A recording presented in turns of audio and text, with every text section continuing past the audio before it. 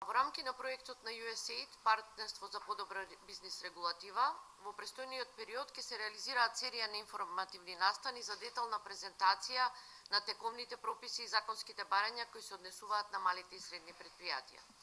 Проектот отпочна со реализација на серија на активности уште мината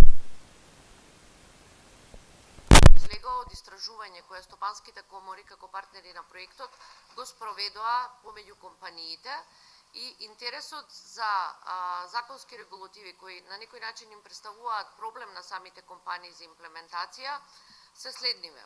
Права и обврски кои произлегуваат од Законот за работни односи и Законот за безбедност и заштита при работа, права и обврски кои произлегуваат од Законот за даночна и царинска политика, права и обврски кои произлегуваат од од законските одредби од областа на животната средина и урбанизмот. Во текот на следниот период ќе се реализираат 18 информативни сесии низ цела Македонија и тоа во 10 градови: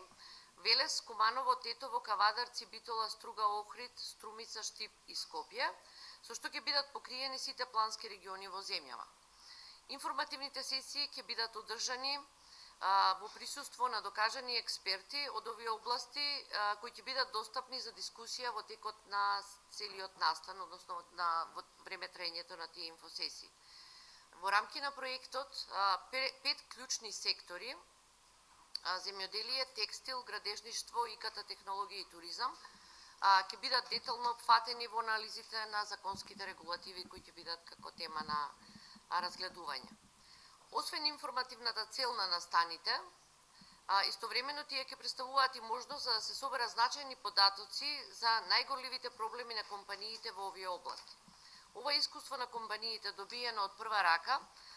ќе се искористи како материјал за организирање на други целни активности во рамки на проектот и за да се направат напори за подобрување на јавно-приватниот диалог во земјава во престојните години во кои ќе се спроведува проектот, но и понатаму.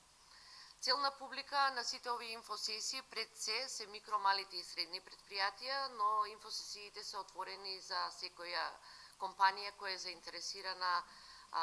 да изнесе својата проблематика, но и да слушне кои се што све треба да направи за да ги имплементира одредените законски регулативи. Проектот, како што знаете, го спроведува Епицентар како лидинг партнер во партнерство со стопанските комори, Стопанската комора на Македонија, Стопанската комора на Северозападна Македонија и Стопанската комора за информатичко комуникацијски технологии, МАСИТ. Сега би сакала да му дадам збор на господинот Љупчо Димовски, кој ќе даде ќе ви објасни кои се следните насоки во рамки на проектот и целите кои сакаме да ги постигнеме до крај на овој проект. Значи, ова е втор пат веќе да го промовираме на известен начин на овој проект, така да многу кратко, јас обврска ми е само да кажам дека ова е проект финансиран од страна на USAID и Македонија. Значи, станува збор за 4 годишен проект кој што трае од октомври 2016 до септември 2020 година. Во имплементација е во партнерство на Епицентар со трите комори, значи Стопанската комора на Македонија, Стопанската комора на информатички и комуникацијски технологии МАСИТ и Стопанската комора на Северозападна Македонија. Да не утнам, да не заборавам некој. Значи, би сакал оваа прилика само да ја искористам за да објавиме, односно некои од активностите кои што беа предвидени со овој проект. Значи, како што и беше кажано од Јадранка, ова е проект кој што има за цел да помогне на малите и бизнес заедници од Македонија да ја подобрат нивната усогласеност со законската регулатива.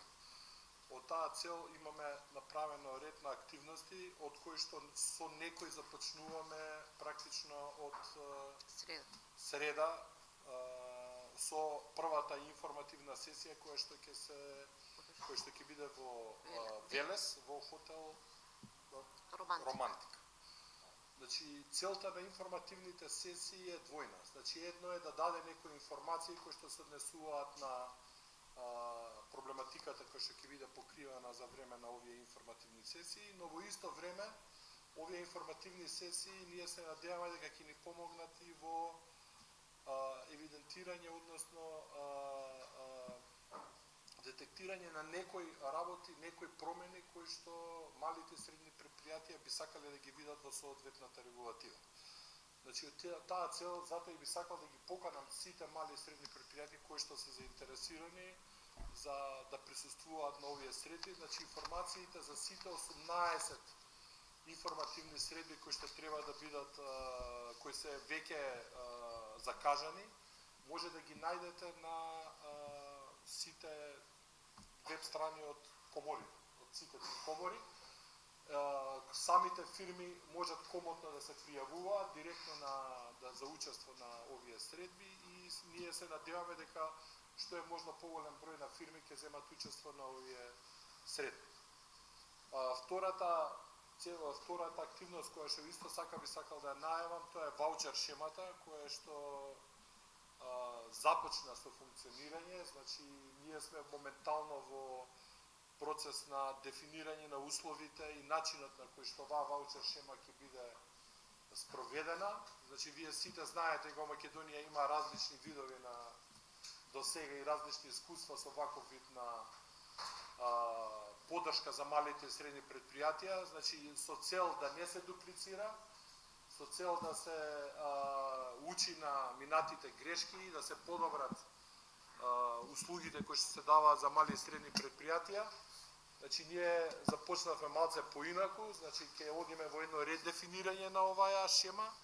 која што најмногу ќе одговара на потребите на мали и средни предпријатија, на фирмите пред све надвор од Скопје. Тоа е еден од целите на овој проект, што исто така може да забравивме да го кажем. Се надеваме дека ваучер шемата ќе може да почне во втората половина на оваа година со практични активности. Втора активност која што исто така би сакал официјално да најавам, тоа е агрегатниот портал, кој што ќе биде спроведуван во соработка со трите комори. Значи, техничката документација на начинот на кој што овој портал ќе функционира е веќе изработен. Значи, во моментот сме на спроведување на некоја јавна набавка и се надеваме дека некаде исто така кон крајот на првата половина од оваа година ќе можеме да зборуваме малце поконкретно околу оваа активност. Значи, целта на овој агрегатен портал е да помогне на сите чинители на овој проект да даваат некои порелевантни и побрзи, ако може така се каже, информации на деловните субјекти во Македонија и исто во себе да содржи некои алатки кои што ќе им помогнат пред све на фирмите кои што имаат помалце искуство во водење на бизнис за проценка на сопствената усогласеност со законските прописи. Значи, во овој момент имаме ангажирано ред на домашни експерти кои што изготвуваат така наречени, ние кои што ги викаме чек-листи, кои што би требале да бидат поставени на овој агрегатен портал и се надеваме дека